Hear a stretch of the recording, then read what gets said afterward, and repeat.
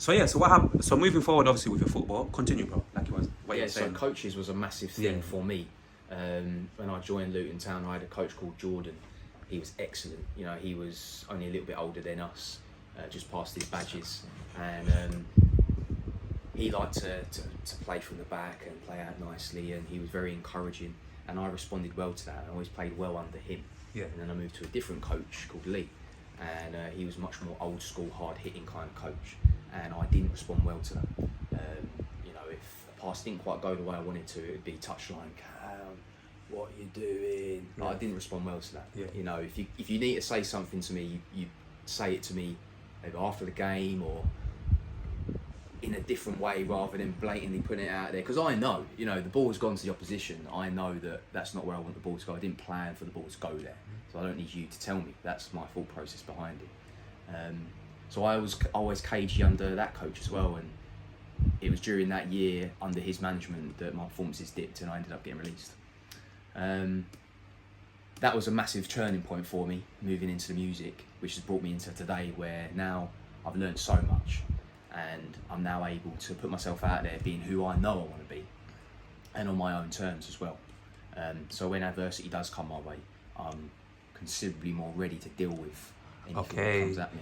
I could see how now, like you're saying, like how that experience, you know, like obviously made you, as times went by, and it made you in terms of like build like a thicker skin in it. Because like going through like those football experiences, like you said, dealing with coaches and also it's like it could either like make you or break you to a certain degree, and that's why that's why even a lot of people who when I become professional footballers, when they get released or whatever, I don't know how many stories you guys hear, but some of them obviously end up committing suicide. Some of them end up like with proper mental health issues.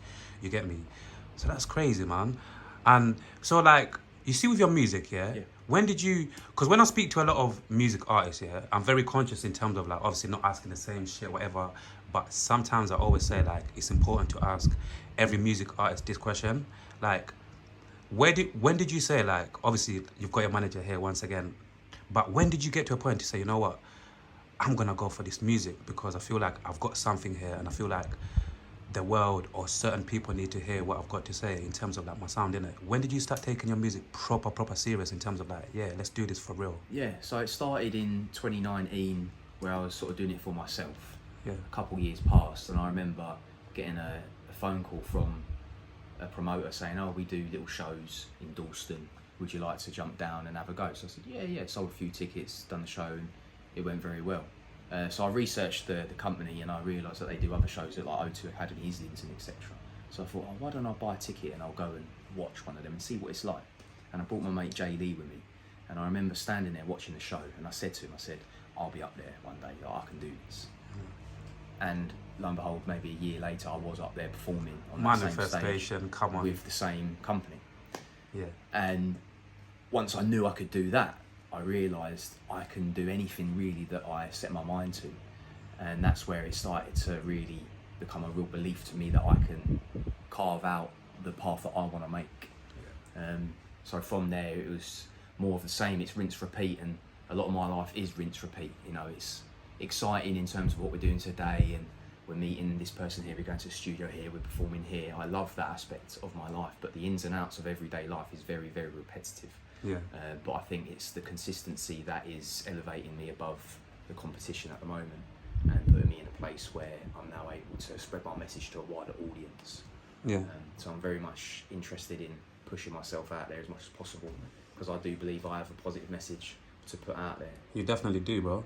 Like, so like in terms of like releasing music, innit? Because I'm gonna tell you the fucking truth. Excuse my French once again, man. You lot can tell I wasn't really good at English, but I just speak how I speak, innit? All of us are unique, innit? When, like, one thing that frustrates me about a lot of, especially like music artists that are not really established like that yet, and they're just literally getting onto the ladder in terms of like trying to get the name out there, is over fucking thinking. Yeah. Like, you know, like when you've got creatives who overthink, or like I want it to be perfect, or like I'm not sure if this is the one I should release, or I need a video of this. Like, fuck all of that, honestly, because I believe, like, honestly, if your song is going to do good, if you got the fucking talent, just literally, like, continue having fun with it, but fucking release the fucking music and let the people make the decision. Yeah. You get me? Either release, like, I don't care about if you got a video or not, because all of us here, like, also, like, we consume music in different ways, but everybody here knows, like, there's some songs that we know, we listen to. We love some songs that they don't really have a video, basically, but we love that MP3, right? You get what I'm saying? So it's like, my thing is like, a lot of these music artists, like, you know, second guessing themselves, overthinking, forget all of that. Like, release the music, try to stay consistent, because obviously we know, innit, like, music is very expensive in terms of things you have to do, innit. Yeah. I'm not telling people to obviously to go broke and whatever. All I'm just saying, like, if you claim, you get me, if you claim that you got a studio and you've got a lot of music, but obviously you want it to be perfect, like I said, or you want to shoot a music video to every, you know, like, every song, forget all of that. Just release the music, release some MP3s, you know, at least keep your name bubbling out there, stay in people's, like, heads, like, okay, he's still there. Okay, maybe he didn't drop, like, a music video to this song, but at least he's still there releasing, you get me? Like, how, for you, like, how do you look at that? Like, are you one of them people that, obviously, again, you can just be brutally honest, innit? Like, how was your, in terms of, like, releasing, like, how was your kind of, like, routine in terms of releasing, like this year, or even just in general, innit? Like, how do you look to release? Like, are you one of them people as well that think maybe business-wise, I should release a music video to, like, every song, or even in general? But how was your, just in general, like, how was your releasing, like, I think schedule? for me, releasing is ease of use for the consumer, but also for me as well. So when it comes to releasing a new song, at the moment with my new song Drip, I'll record and mix the song, and then make a cover for it, and then I'll look to put it out on definitely your streaming platforms, Spotify, Apple Music, etc., because I know majority of listeners will use those platforms. But recently I've been promoting a lot of music on Instagram, and I believe that the two are sort of two separate entities, because on Instagram you may get a 30-second clip of a verse or the chorus, and then over on Spotify you get the full track, and you can stream it in your car, and you can queue it and add it to playlists, etc. So I think for me, releasing music is all about what does the consumer want, and I think the consumer has so much to consume every single day that they just want it everywhere. You know, wherever they're at, they want it. You know, they want it here. You know, where I'm at today, I'm on TikTok today, I want it here, or I want it on Instagram. You know, people don't want to have to search for things, so you just need to give it to them. So it's like when you post a story of your new song, put the link to it, so they can just tap the link. Don't tell them to listen to my new song over here, or link in bio. You know, you need to give it to them on that platform for them now, because they'll be on to the next thing in a matter of seconds. So I think for me, in this current day and age, releasing music is all about make it easy for your consumers, and keep it entertaining as well. But also don't rely too much on, oh, I need to make the first 3 seconds pop like this and like that. You know, that is important, but just focus on making the music that you want to make. And like you said, if you are an artist that wants to put their name out there, not all artists do, and that's fine, but if you are an artist that makes music and wants to be famous, or wants to do this, or wants to make a business deal over here, then you do need to be putting your music out there for people to critique it, because that is the best way for you to improve. You get me? Yeah.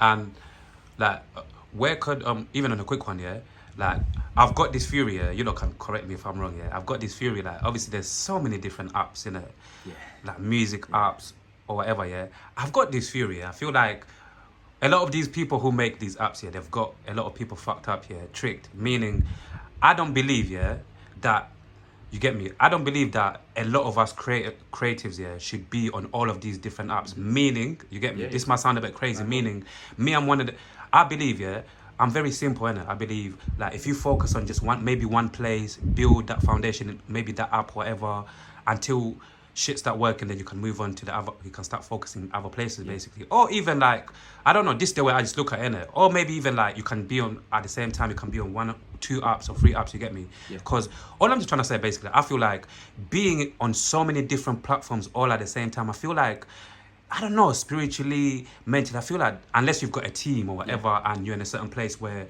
people are posting shit for you all over the place, I just feel like overall, because I tried doing that shit, I feel like overall that's just energy draining. Yeah. You have to be on Facebook, you have to be on TikTok, you have to be there, you have to be there, you have to be there, you have to be fucking there. It's time consuming. It's too crazy. Obviously, like I said, anyone who's listening to this or whatever, I understand business-wise in terms of like exposure, trying to get out there. Cool, I completely understand. Obviously, it sounds like it makes sense. You should be all over the place, right? But at the same time, I feel like maybe that's not for everyone. You get me? Especially like I said, certain people who don't really have teams and they still feel like, I need to be there, I need to be there. Nah, man, just focus maybe on 2 platforms, YouTube and Instagram or whatever. Like try to build your thing there for like however long you think, and maybe after a year or whatever, if you feel like I'm focused on this platform so much here, I'm not getting results, then maybe you can try to like move on to another one. But rather than being on so many platforms at the same time, for me personally, I feel like, nah, man, I feel like that's not the way for a lot of people, especially up and coming people without as many resources as those people who have got big teams under, innit? What are your thoughts on that in general? I agree with what you're saying, especially for a new artist coming up. Pick your app. You know what I mean? Pick your app. Instagram for me is probably my most successful app at the moment. I get a lot of traction on there. So of course my attention's going to go to that. And some of my other apps like YouTube, the long form YouTube videos, are not as prominent on my page anymore because I'm focusing on what works. And I think that's what you need to focus on, is where's your time going to be spent and where's the best place to use that time. So yeah, pick your app and use the app that you enjoy using yourself. You know, when you pick up your phone as a consumer, what are you going on? You know, and think about, if I'm going on this, then probably people are going to go on the same app because like-minded individuals and all that. So yeah, pick the app that you want to go for and give it a go. And like you say, if you do find you're not getting the views or it's not picking it up, think about your content you're creating or switch it up, move to a different app. But one of the things that I like to do is with the different apps is I imagine them as different avatars. So like we're sitting here today in the real life, and that's the best place to be in real life. You know, you want to get to know Bailezzey, the real guy. But if you don't, then I can put all these different avatars into your social world. So I can put my little Instagram avatar, which makes me look like a rapper, an MC, and this and that, because this is a reality of my life that I do. On the other hand, I've got LinkedIn, which is all about my day-to-day job. So I will post and specifically craft my page to make it look like I'm this unique person on here doing this and this with that job. And then you have the YouTube, etc. So then, if you know me, you know who I am. If you know me from Instagram, you have a perception of who I am. And if you know me on LinkedIn, you have a perception. But if you know me and you've got me on both platforms, then you start to paint a real picture of what this person's really about, and you may be able to understand that, wow, this guy's actually going out here and doing a bit of this, doing a bit of that. I should probably pay attention to what he's saying. Yeah. And I want to touch on something quickly, Also, like, before we move on, I just want to say, to articulate this properly, if we're talking about like mental health and burning yourself out, this is another reason why I feel like if you're up and coming and if you're trying to get your music out there and whatever, you shouldn't be on all of these platforms, because I feel like it drains you, innit? You know, like when you're a creative, one of the last things that you want to do is to be drained in terms of like spiritually and your energies, because now if you're drained, you're not going to have the energies to create like, you know, like the music that you might want, the music that might actually change your life, you get me? You know, like, and also you hear a lot of people as well, I'm not sure how often you lot hear like all of these people that say once things go from like having fun creating music into business, a lot of people like, you know, start, you know, falling out of love with music because the business side, they say it's boring, this and that. So it's like even before all of that, I'm just trying to tell people, like, if you're up and coming, just try to basically save your energy as much as you can, and just try to basically have a plan in terms of like sticking to one thing rather than being all over the place because you want to get seen. That's how a lot of people get burnt out and they get drained, you get me? That's what I'm trying to say. Like, but hey, what do I know? If people want to continue like spreading, you know, the energies thin into all of these platforms, trying to get out there, do your thing. You get me? I wanna move on to your, obviously we'll go back to the music like, you know, in a little bit, but I wanna go back quickly, like I wanna move on slowly to your running, man, like your passion for running. Where did that come from? Come from my dad, to be honest, because big up Pops. because he was doing park runs. Yeah? And he's actually done 7 marathons, London marathons Oh, my. as well. Big him up twice, man. Pops, big yourself up. Yeah. If you ever watch this conversation, yeah, big yourself up, man. Yeah. And my mum is a runner as well, so I can't. Oh, yeah, what? Mumsy's a runner as well? She is, yeah. Mumsy, Yeah. big yourself up as well, man. Now I see. It's starting to make sense. So, yeah, like, how did you... But he was doing park runs. I don't know if you're Yeah. aware of them. There's a few round here that I've done. Pims Park's one of them. Yeah, we even got like a park literally like 15 minutes away from there. A lot of people do park runs in there. Marksfield Park. Mansfield, yeah. Yeah, Mansfield Park, literally down there, yeah. So yeah, he was doing those, and I'd stopped playing football. So he said, "Oh, well, I need to come along and do one." So I thought, "Yeah, give it a go," and I quite enjoyed it. I just started going every week, and one of my good friends, Oscar Bell, look him up. Yeah. He's a serious guy. The name sounds serious. Oscar Bell. Yeah. Big him up. He said, "Why don't you come training with me at the track as Yeah. part of the athletics club?" So I thought, "Yeah, go on then." We've got this coach. He's pretty good. He's pretty on it, but yeah, he'll teach you. He'll set you right. So anyway, I went up there and tried it out, and I remember him saying to me, the coach, "It doesn't take weeks, it takes years." I was like, "Okay, all right, yeah," because I'm not like a big guy. But you look like a runner though. I spent a lot of time in the gym at Yeah. that time. I still spend a lot of time in the gym now. Yeah. So at that time, I was maybe just a little bit more chunky from the gym work that I'd been doing, and people seem to see that in the running world and say it's going to take you a little while to get to where you want to go. Okay, that's cool, that's fine. So I started to consistently train, and I found that I just absolutely loved it. And I think you either love it or you hate it, and you know, each to your own, innit? Mm-hmm. There's a lot of things I don't like to do that other people love to do, but that's besides the point. I started training and I absolutely loved it, and I realised that I'm getting better, I'm getting quicker. And to take, for example, at Pims Park, nice flat course, 2-3 years ago, I ran 5k 18:25 there, and I remember saying to myself, "God, that's amazing, I'll never beat that." And then today at Berkeley Park, which is a very hilly course, I did 18:18. So we've already beaten that, and it's on a much tougher course. So when I go back to Pims, we'll be blitzing it. But yeah, I'm blessed to have a really great team. Shout out to the Hearts Phoenix Athletics Club, because you know I'm surrounded by so many like-minded individuals from all different ages that are just absolutely killing their running, and it pulls me along. Yeah. You know, a lot of times I'll be there going around and I'll get pulled along literally by the fact I'm surrounded by such talented individuals. So yeah, it's a staple in my life now, my routine, and to be honest, I'd be pretty lost without it. Yeah. Obviously, right now, the Olympics are going on in France. I don't know. I'm not sure how much you guys are tapped in terms of like watching the sport. I'm not tapped in. Fuck all of that. It's my personal thing. I'm not gonna go too much into it. But obviously, going back to you, like, so what are your plans like in terms of like obviously running moving forward in future? Like, for example, let's say, because I like talking things into existence, yeah. When, not even if, when your music start taking off and a lot more people, you know, start realizing exactly who you are and things really get busy and that, yeah. What plans would you have for like your running? Like what plans do you have for your running in terms of like in future? Like, would you like to go to the Olympics one day to compete for Great Britain? But yeah, once the music take off and things start getting a little bit, you get me, with your music and your running, what are your plans for that, for your running? Like, So they complement each other really well. Yeah. So the way I see it is like, I'll go out there and I'll do a hard track session, and then I'll come back, and to rest I'll sit in the studio. So then I'm working my mind, you know what I'm saying? Working my mind, and because as athletes, it's all up here, you know, a lot of it is mental. And if you don't have something to take your mind off the running, it can eat you up, like I experienced with the football. Yeah. So for me, it's a case of going out there, working hard, coming back, and then putting my mind into my creative space. And the two sort of elevate each other. Yeah. Because, you know, there's research done and that about take exams. I don't really know the full picture of it, but if you run before you revise, you log it in better or something like that. I didn't really do many exams, so don't quote me on that, but it's out there somewhere.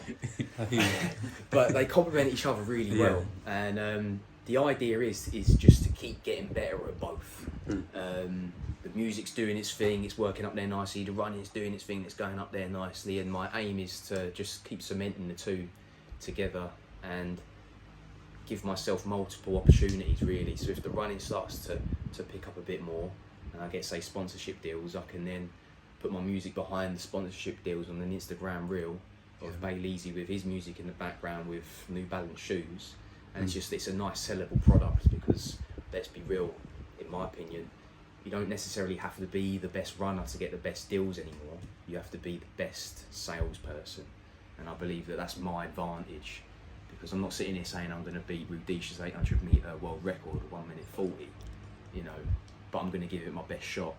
But what I do know is that to someone like New Balance or Nike or Adidas, they're going to want someone like me, because I fit into so many different categories for them, with their streetwear collection, with their running gear, you know, with my personal presence, with my message.